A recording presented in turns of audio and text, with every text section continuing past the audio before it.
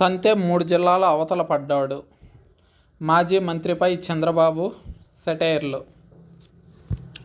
ఏపీలో ఎన్నికల వేళ అధికార ప్రతిపక్షాలు తీవ్ర స్థాయిలో విమర్శలు చేసుకుంటున్నాయి. ఈ నేపథ్యంలోనే టీడీపీ అధినేత చంద్రబాబు వైసీపీ మాజీ మంత్రి అనిల్ కుమార్ యాదవ్పై విరుచుకుపడ్డారు.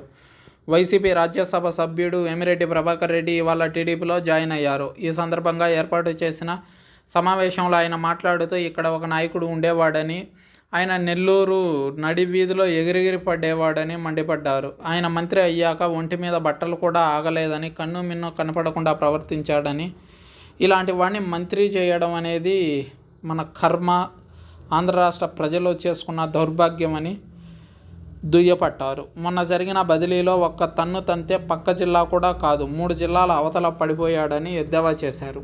ఆయన ఒకప్పుడు బుల్లెట్ దిగిందా అని డైలాగులు కొట్టేవాడని, ఇప్పుడు ఆయనకే బుల్లెట్ గట్టిగా దిగిందని తీవ్ర వ్యాఖ్యలు చేశారు. రేపు పల్నాడులో బుల్లెట్ దిగాక మళ్ళీ తిరుగు తపాలాలో చెన్నై వెళ్ళి పడతాడని తీవ్ర విమర్శలు చేశారు.